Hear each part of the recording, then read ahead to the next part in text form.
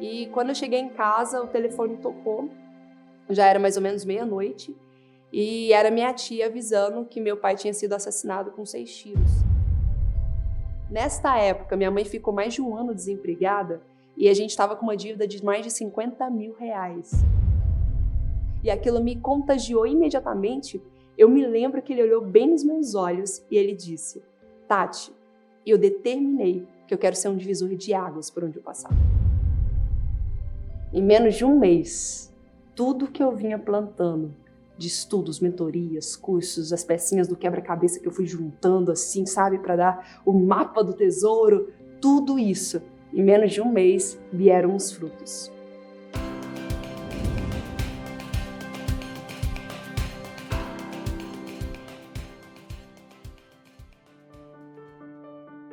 Eu sou a Tati De Angela e já vou começar respondendo uma das perguntas que mais me fazem. Eu tenho 35 anos, sou de Goiânia e sou filha única por parte de mãe. A gente morava em uma casa que foi construída no quintal do meu avô, porque os filhos que casavam e não tinham dinheiro para comprar um lote, para construir uma casa, eles construíam um barracãozinho ali no meio mesmo. Então ficava mais ou menos assim: meu tio, meu outro tio, meu avô, a casa do Toquinho, meu vira-lata e a minha casa. A gente vivia todos juntos, parecia uma aldeia, sabe?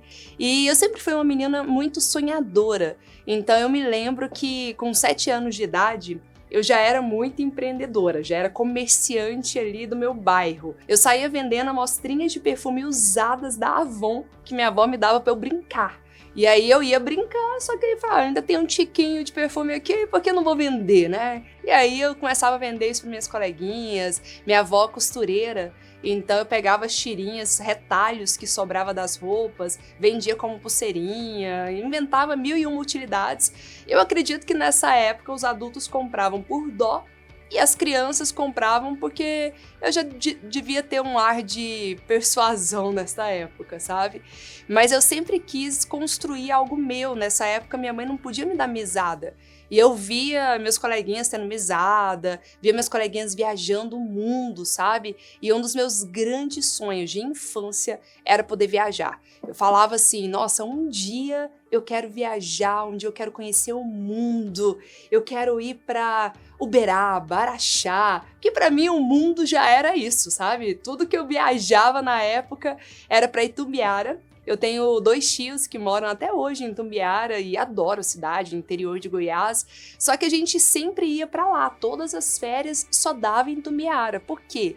Porque é cidade próxima, a gente tinha carona para ir. Na época não tinha dinheiro, mal tinha dinheiro para rodoviária. Então a gente tinha carona para ir de carro, para voltar, ficava lá na casa do X, não tinha que pagar alimentação, não tinha que pagar hotel. Era muito prático. Eu adorava viajar, mas toda oportunidade que eu tinha era conhecer ali e eu queria ir além. Só de sair do estado de Goiás, para mim, já era uma viagem internacional. Eu nunca fui boa de geografia, eu confesso, então até por viajar pouco, eu tinha muita dificuldade assim, de ter noção de o que é país, o que era estado, eu vivia confundindo essas coisas todas.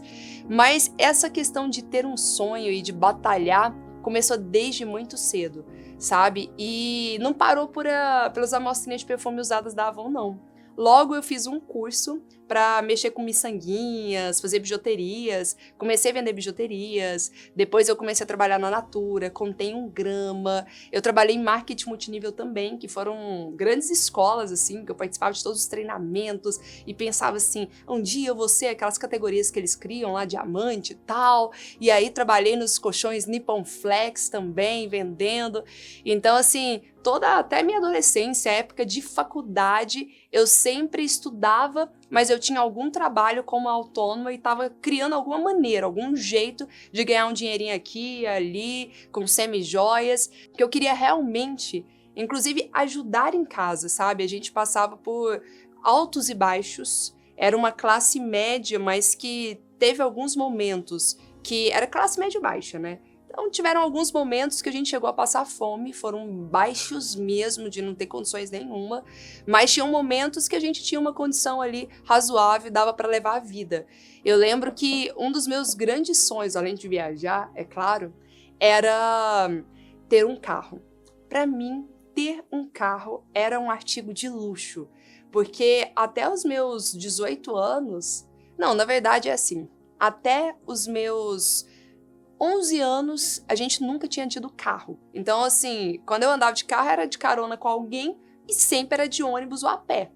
Aí, minha avó, certa vez eu tava saindo da escola e lá no ponto de ônibus, com material, mochila e tal. E eu não sei com que cara que eu estava. Minha mãe disse que passou de carro lá na frente e ela me viu com a cara muito triste. Ela falou, nossa, a Tati tá ali no ponto de ônibus sozinha, triste. E minha mãe tava indo visitar um cliente, tava de carona também, passou de carro assim, só me viu. E aí minha mãe foi e comentou com a minha avó.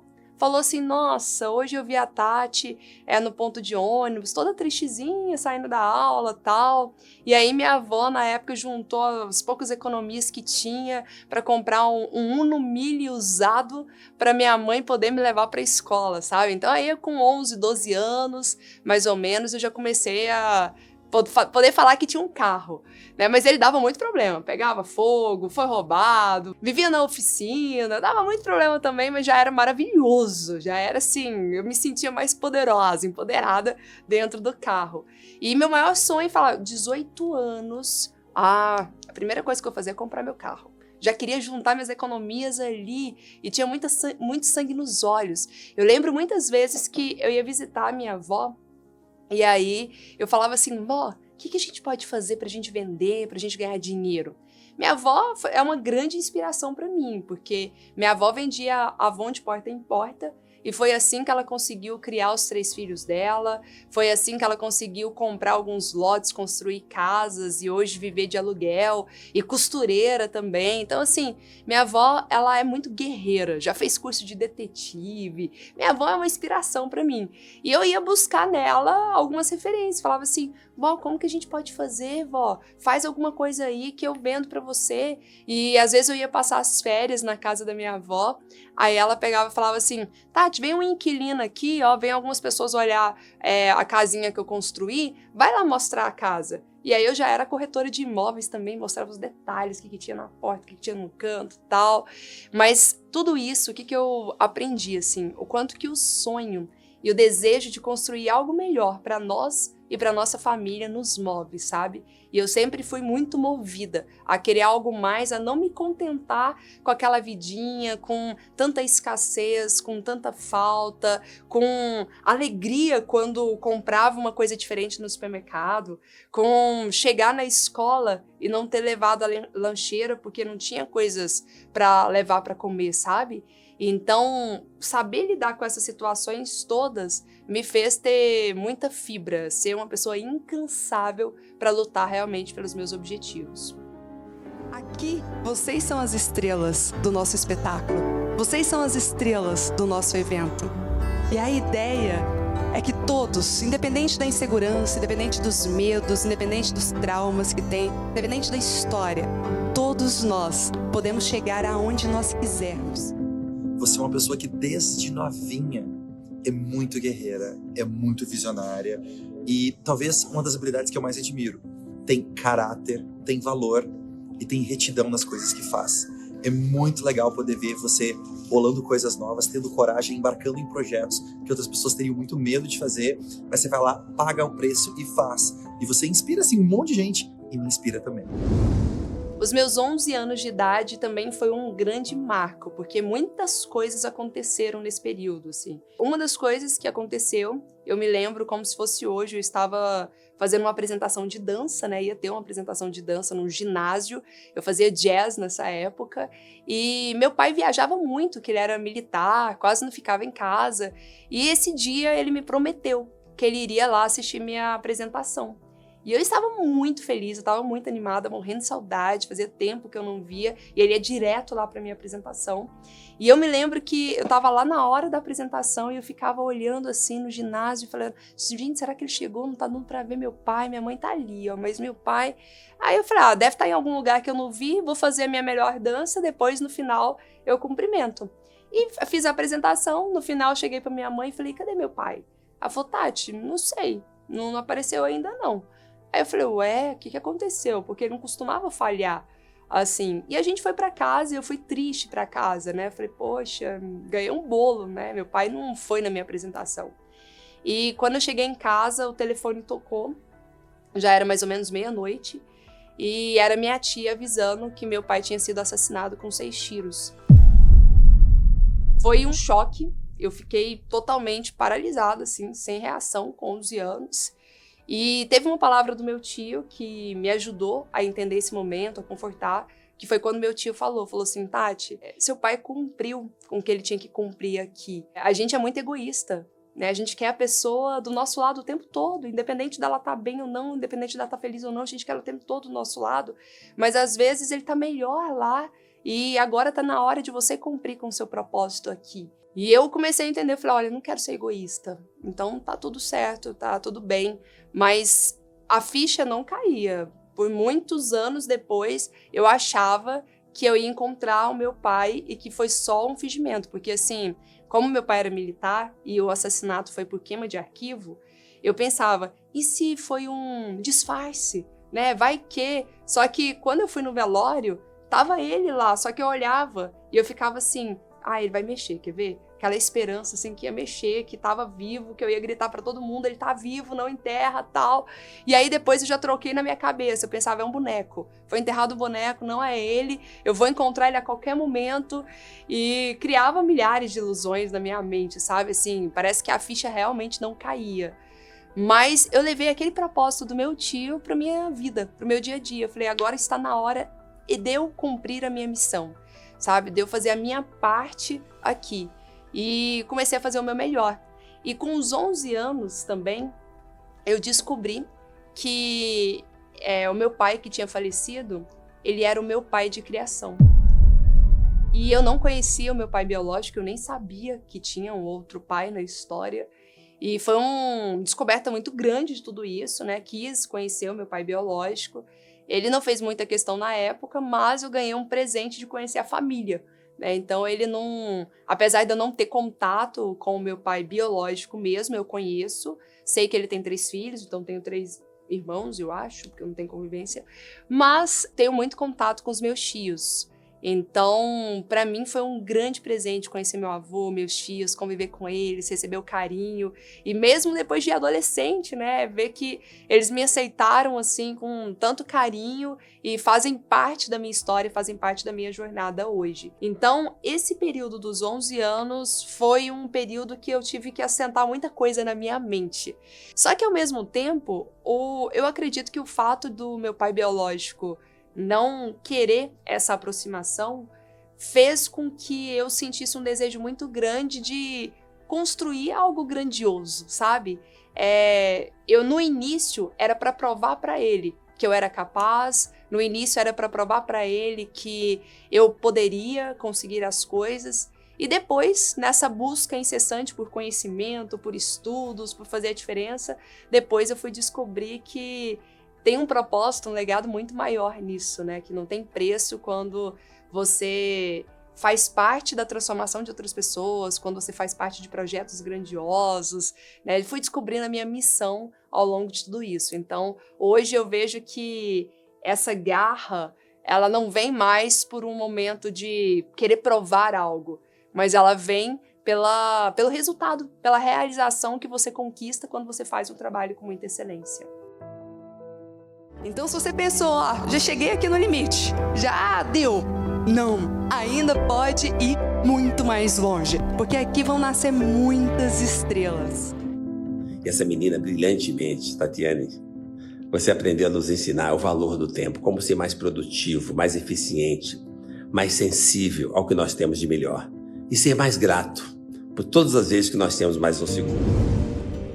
Com relação à minha jornada na palestra, é algo totalmente improvável. Primeiro porque eu era uma pessoa extremamente tímida, eu tinha um sentimento de inferioridade muito grande quando criança. Eu era aquela pessoa que eu era tão tímida que eu não sabia responder a chamada direito. Sabe quando você fica pensando? A pessoa vai fazer a chamada ali, você fala, na hora que fala Tatiane, você não sabe falar eu, você fala presente. Não sei, a voz parece que não sai, a voz fica aqui entalada na garganta. Então eu sempre tinha dificuldade, falava baixinho, os colegas tinham que ajudar, tá aqui, tá aqui. Então assim, a minha timidez era numa proporção que porque eu acredito que nenhum professor, nenhum colega da época poderia imaginar que um dia a Tati iria falar para 5.000 pessoas, para 10.000 pessoas numa live, sabe? Jamais ia conseguir esses resultados.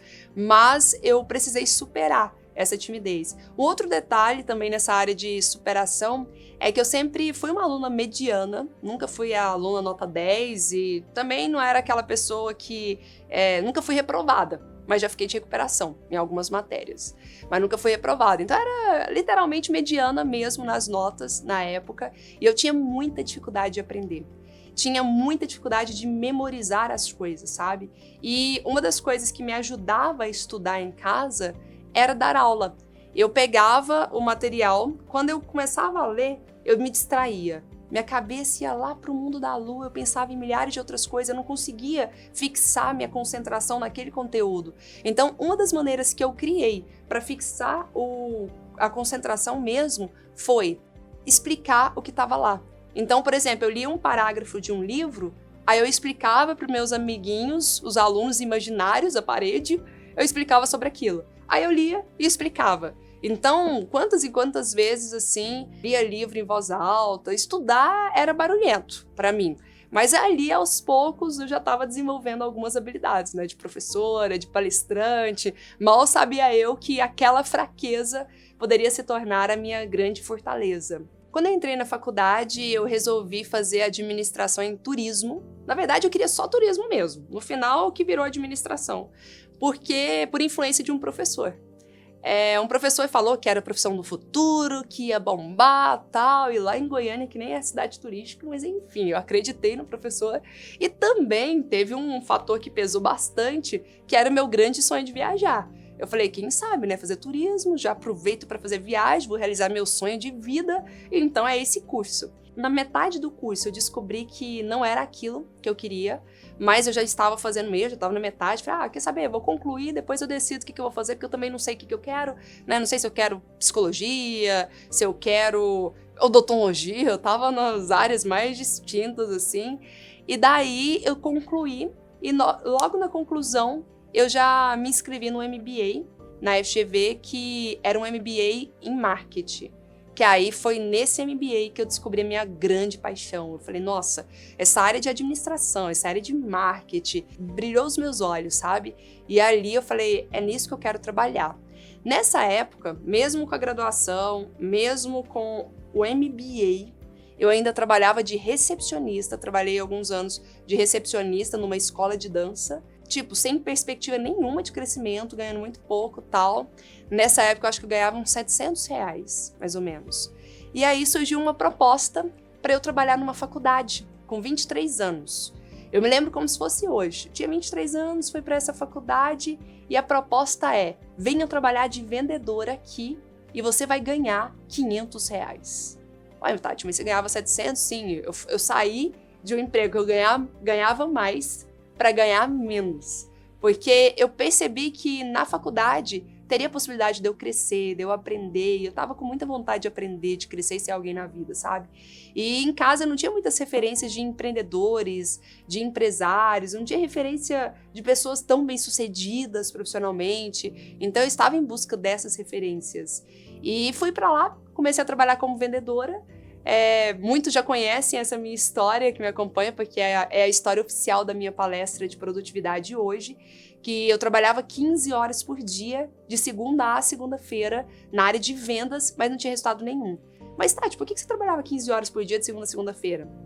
Porque eu sempre fui muito competitiva, então eu queria ser a número 1 na área de vendas. Segundo, nesta época, minha mãe ficou mais de um ano desempregada e a gente estava com uma dívida de mais de R$50 mil. Eu pensava, na hora que eu falava assim, gente, R$50 mil, eu pensava, quanto que eu vou pagar isso aqui? Quanto que minha mãe vai conseguir? Porque o salário maior que minha mãe já tinha recebido era R$1.500, R$2.000. Então eu falava, com as contas que a gente tem que pagar no mês, a gente não vai conseguir vencer isso nunca, ainda tem juros rodando. Eu falei, a vida inteira vai ser fadada a pagar dívida, sabe? Já tava meio que me conformando com essa situação.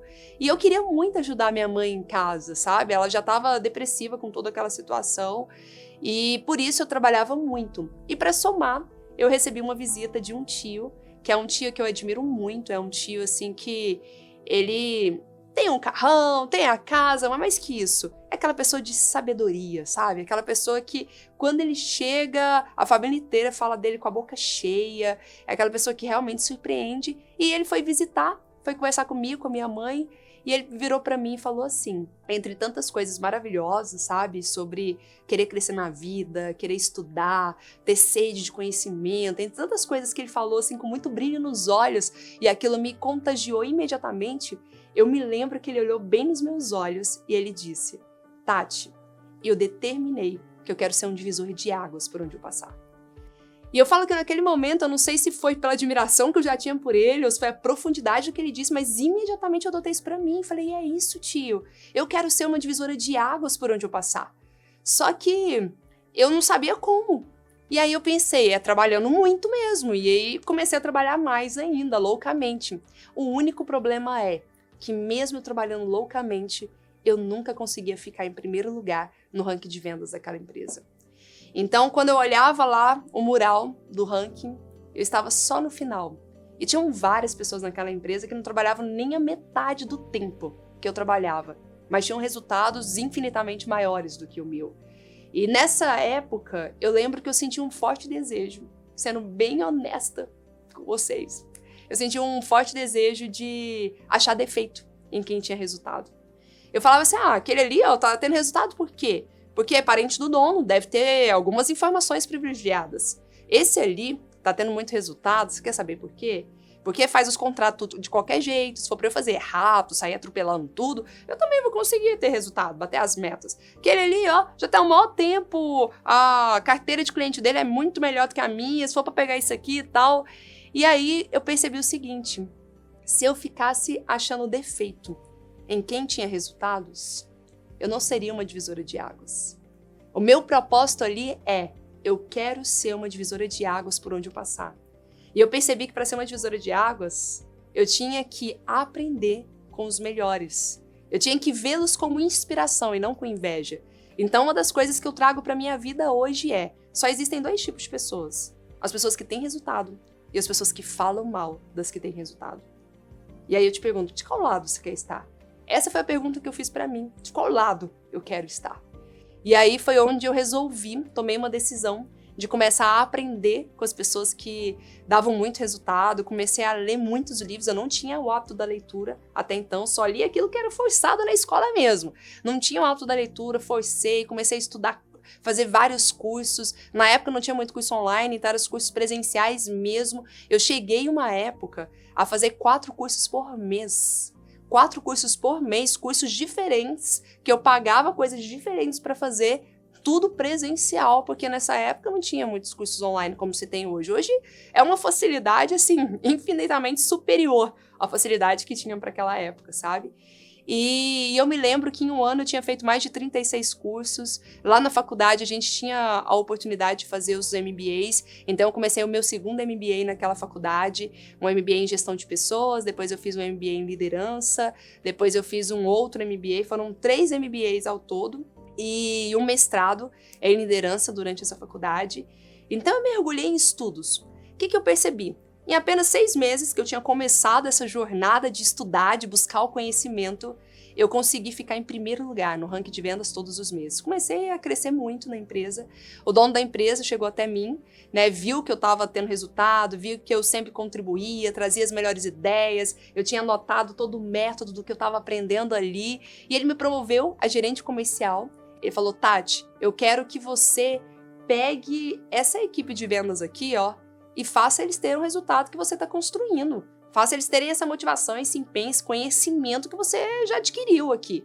E eu multipliquei isso em um ano. Nós triplicamos todos os resultados. Eu lembro que era comemoração todos os meses, era a gente batendo as metas todos os meses, sabe? Foi, assim, um dos melhores momentos da minha vida, lembrar daquela comemoração, daquela conquista, o quanto que dava certo. E eu olhava pra trás e falei, gente, por que antes eu tava tão travada? Por que antes eu sofria, trabalhava, não tinha resultado, e agora as coisas estão fluindo com uma naturalidade, sabe? Com uma facilidade tão grande.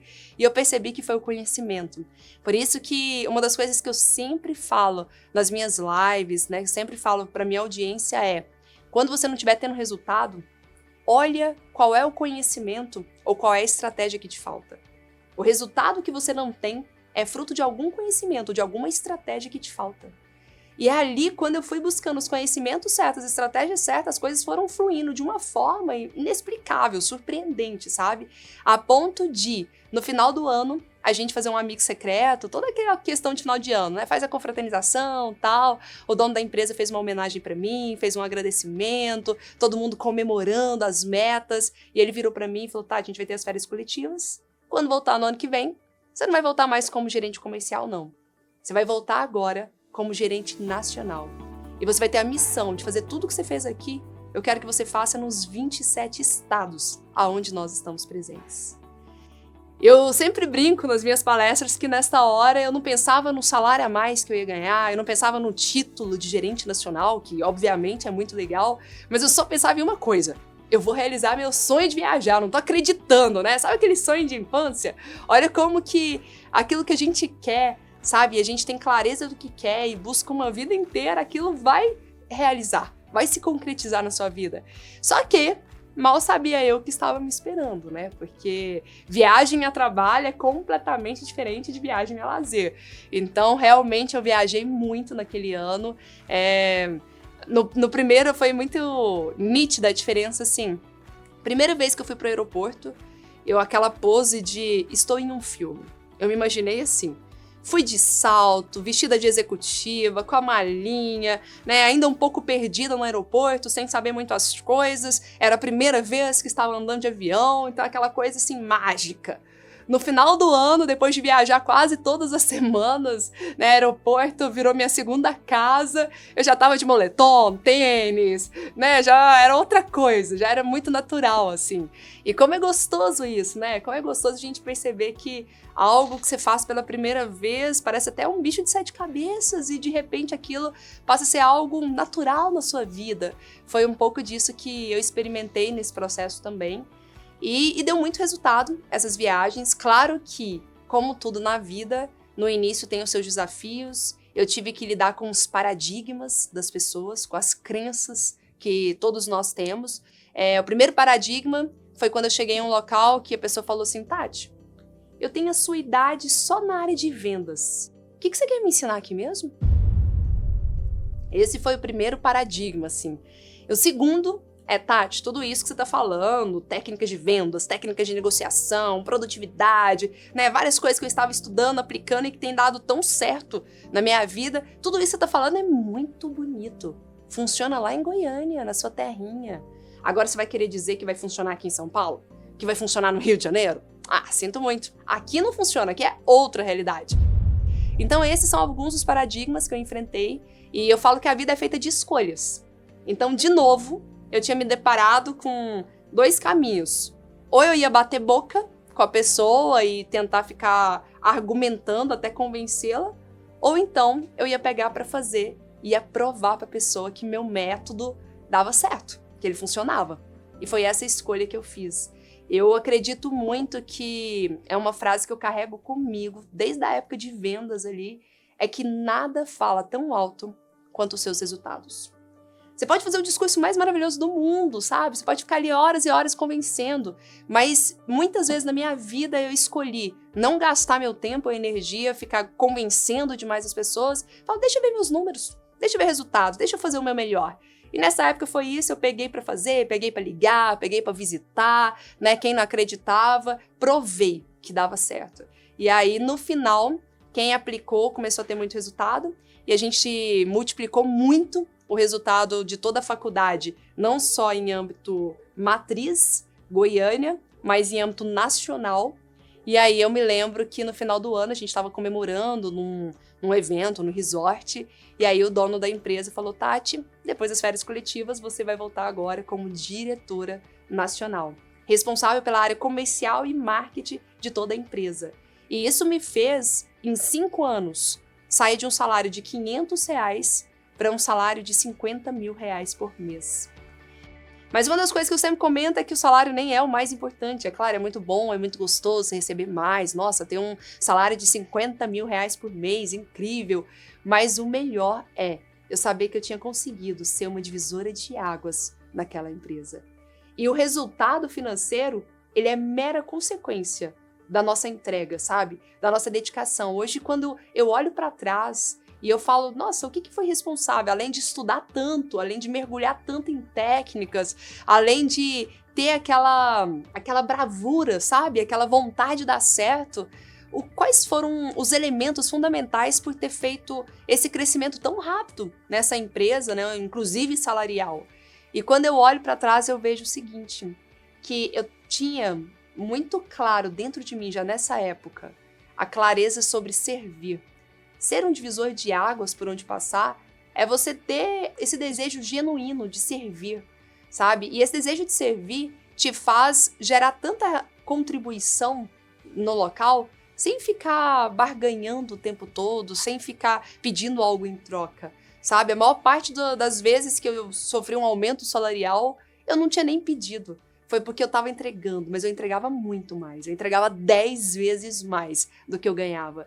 E aí era muito justo, sabe? E o dono da empresa sentia esse desejo de vir e conversar e dar um novo cargo e dar mais responsabilidades. Eu lembro de uma vez que ele me chamou na sala dele e ele falou assim, Tati, você tá fazendo um trabalho tão lindo como gerente com essa equipe comercial, que tal agora você ficar responsável por uma equipe que tá sem dono, tá sem líder?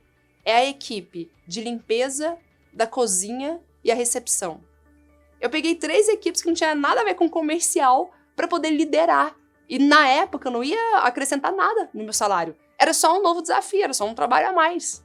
Eu amei a ideia. Eu pensei, nossa, como será que lidera eles, né? Porque liderar vendas é meta o tempo todo, é ranking, é gincana. Eu já tinha pego o jeito. Eu falei, e eles? Como que eu motivo? Mas aí eu fui estudar, fui pesquisar, criei um monte de coisas para fazer com eles. E eu sei que no final das contas, com a veia de vendedora que eu tenho, o pessoal da limpeza já estava até fazendo venda de MBA nos pontos de ônibus. Já trazia um contatinho para a equipe de vendas, eu acabei unificando as equipes ali, ó. O resultado deu muito bom, foi incrível isso. Ao todo, eu fiquei 6 anos nessa faculdade e lá eu fui coordenadora de 5 cursos de MBA, dei aula para mais de 50 turmas de MBA também, fui professora, diretora nacional e abri 2 franquias de faculdade. Uma franquia em Fortaleza, nada a ver, né? Não mudei para Fortaleza, fiquei de Goiânia administrando à distância, e outra em Teresina, Piauí. Então eu ficava todos os meses viajando para lá, voltando, 3 anos aí, como dona também de faculdade, investindo pesado. Então foi uma grande escola, foi um grande aprendizado, sou muito grata por tudo isso que eu vivi. Foi um preço alto que eu precisei pagar, assim, de dedicação, de estudos, mas valeu a pena cada minuto, cada segundo. E depois eu senti que já estava na hora de eu buscar algo que pudesse ser meu, sabe? Algo que pudesse ter a minha essência. Se fosse para desfrutar só do momento da chegada, a vida ia ser muito sem graça, ela ia ser muito curta. Mas a gente pode sim desfrutar de todo o tempo, de toda a jornada, de toda a caminhada. Isso é produtividade.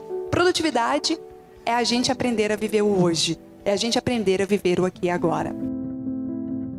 Eu quero falar com uma profissional, Tati, com a escritora, com a pessoa que está fazendo os vídeos, com a pessoa que está fazendo os lançamentos, que está indo para o mercado digital. Continua nessa missão. Você está fazendo algo muito, muito, muito importante para o mundo. Tá? Então, parabéns pela pessoa que você é, parabéns pela profissional que você é. Um grande beijo, um enorme beijo desse seu amigo, desse seu fã. Tá bom? Beijão. No meu 6º ano, trabalhando nessa faculdade, foi um período de muitas mudanças internas da faculdade mesmo, e muitas dessas mudanças eu não concordei. E claro, eu era imatura, né, gente?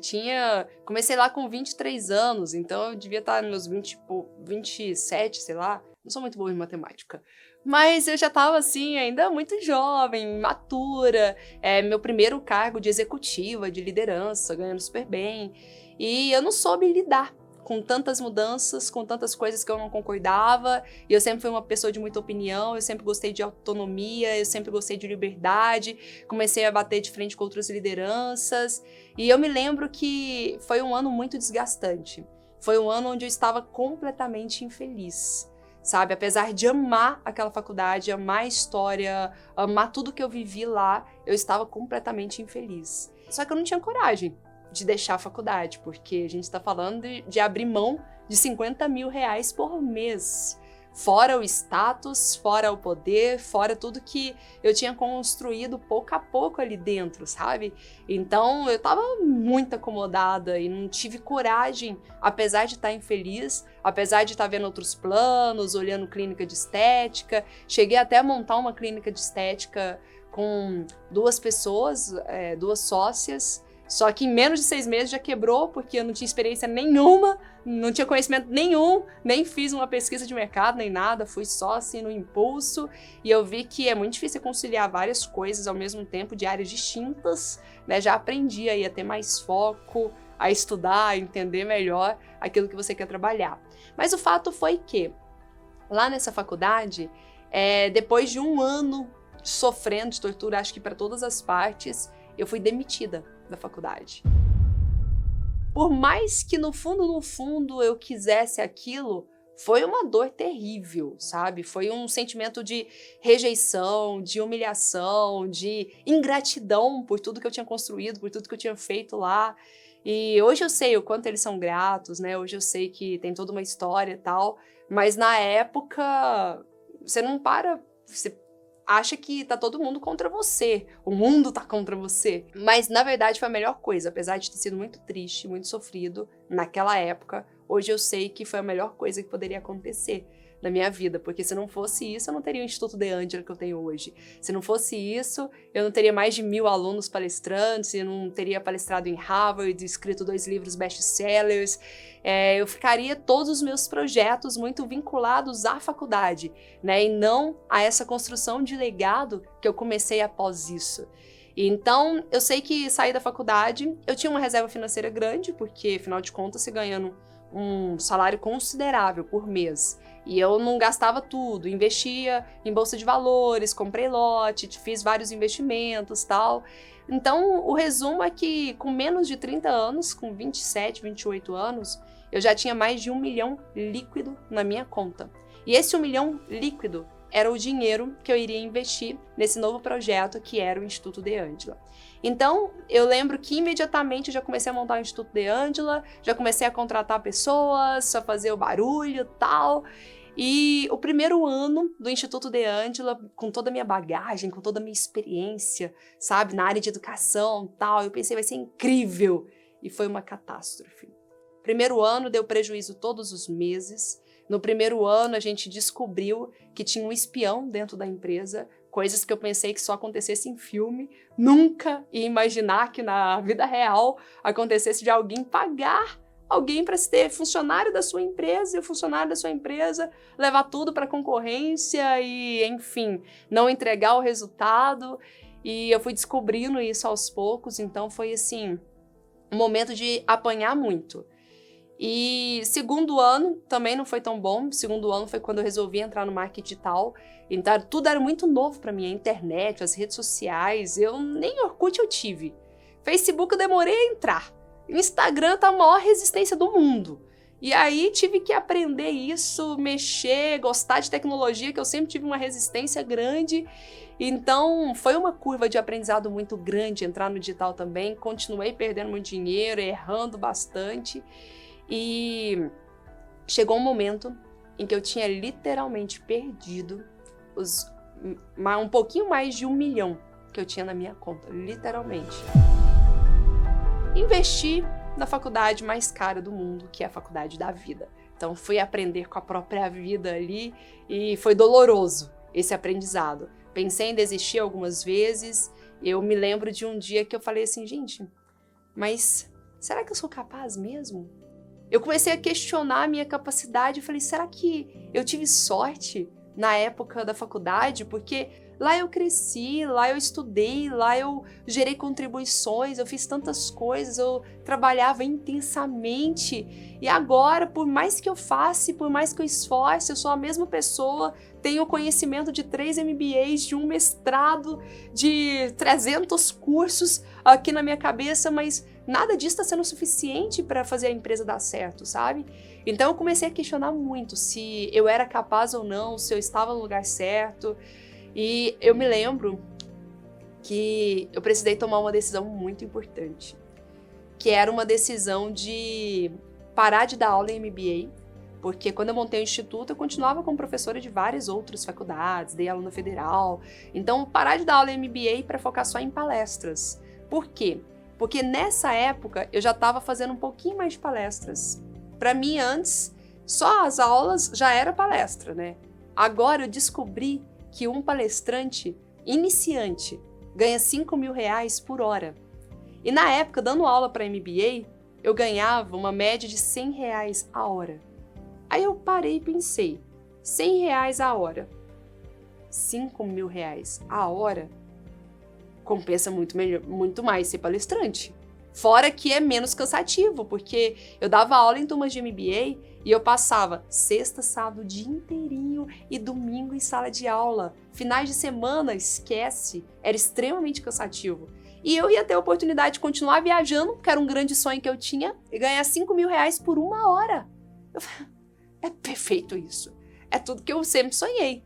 Só que, claro, eu ainda não tinha palestras todo dia, não tinha palestras todo mês, sabe? Então eu fiquei pensando, eu largo os MBAs em prol da palestra e se não tiver demanda?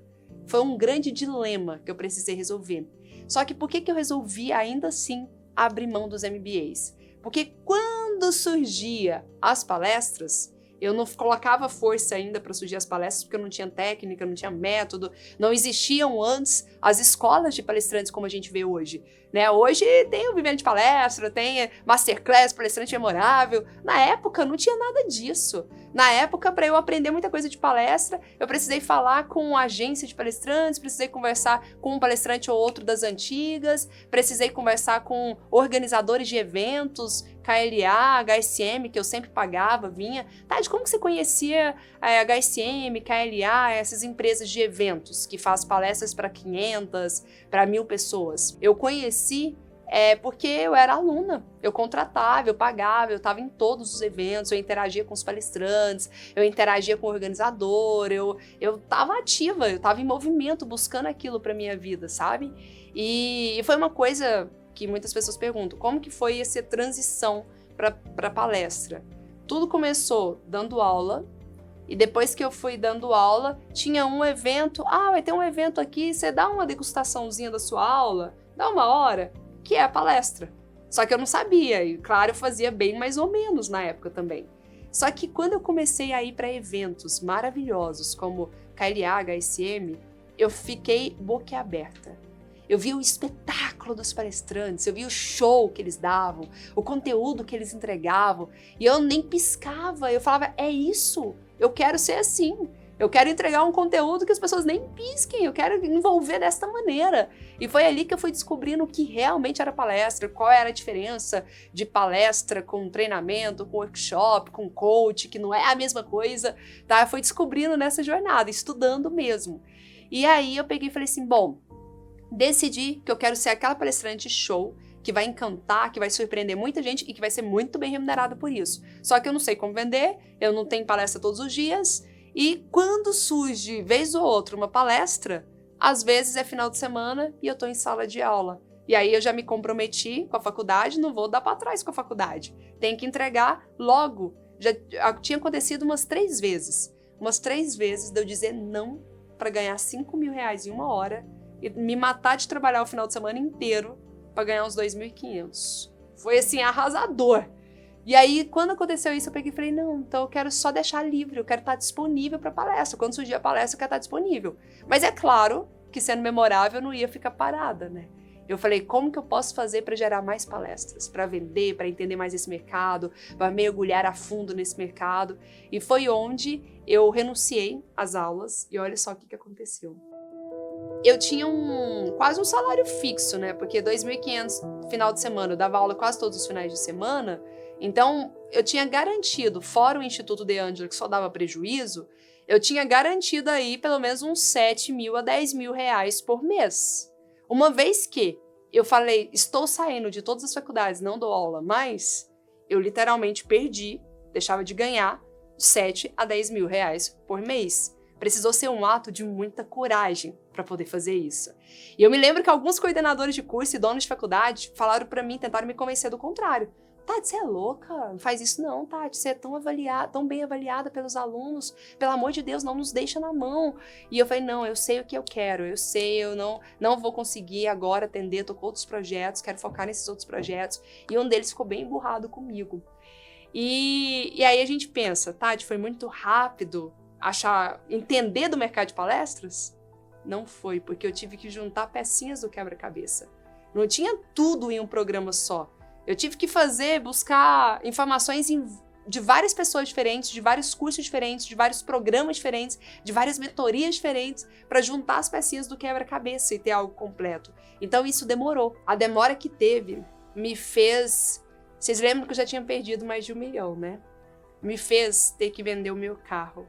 Vender o carro da minha mãe. Me fez ter que fazer um empréstimo de mais de 100 mil reais para poder pagar o salário dos funcionários. Porque minha empresa não estava conseguindo sustentar tanto prejuízo mês após mês, curva de aprendizado, aprendendo sobre palestra, aprendendo sobre marketing digital, aprendendo sobre empreender. Na verdade, estava aprendendo tudo, né? Eu descobri que o jogo de ser executiva não era o jogo de empreender. Depois eu descobri que o jogo do marketing digital, do mundo online, é diferente do offline. Depois eu vou descobrir que palestra era diferente de dar aula. Então foram muitos aprendizados, foram muitas transições, assim, consecutivas, de uma vez até, sabe? E a empresa, o caixa da empresa não aguentou isso. E foi um momento em que eu bati na porta de um dos donos da faculdade pedindo para voltar a dar aula.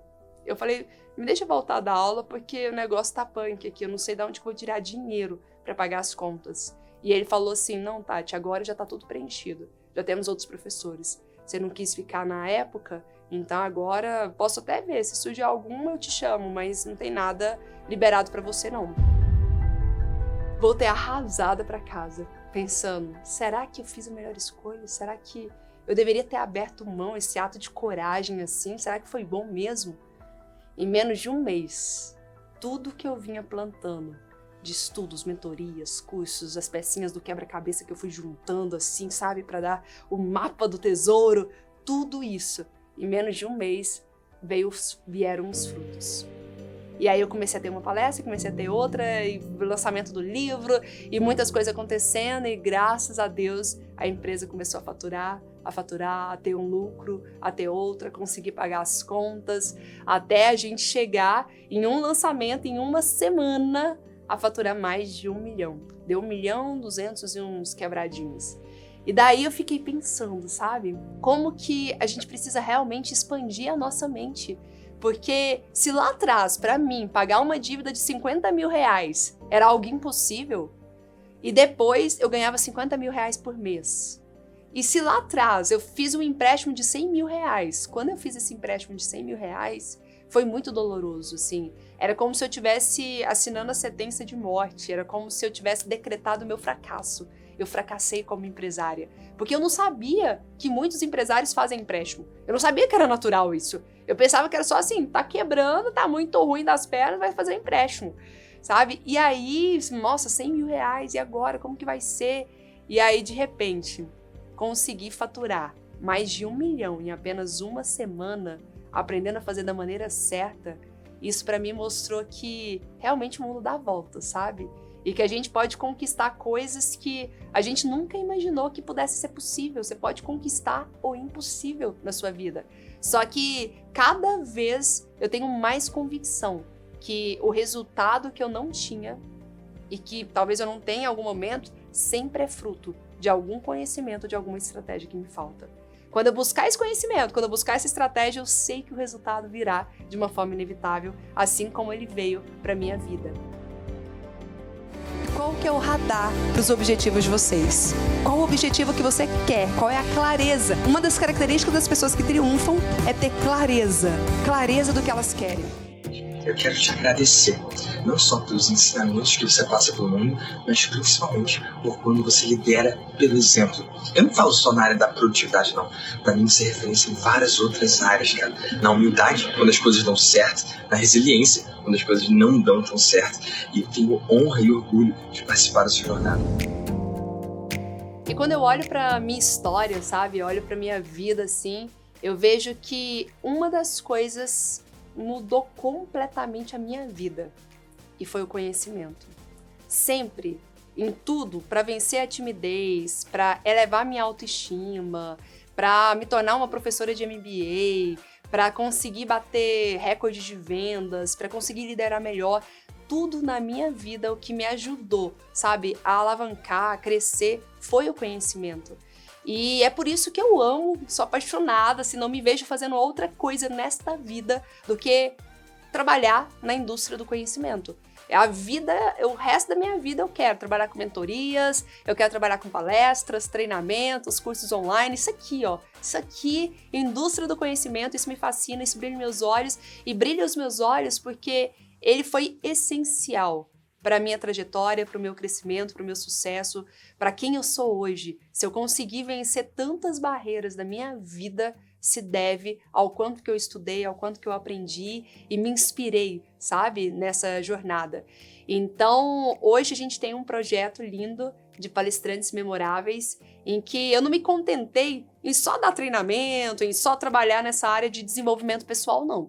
Eu quero formar líderes. Eu quero formar palestrantes que também trabalhem e fomente essa indústria do conhecimento.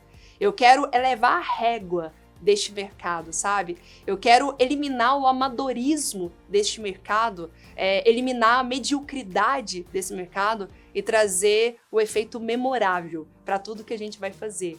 Porque eu acredito muito que tantas pessoas precisam ter acesso ao conhecimento e ainda não têm, e a gente tem que ser esse portal, sabe? Esse instrumento que vai levar a nossa mensagem, levar a nossa história para inspirar a vida de tantas pessoas, para outras pessoas perceberem assim, nossa, se ela conseguiu, eu também posso conseguir.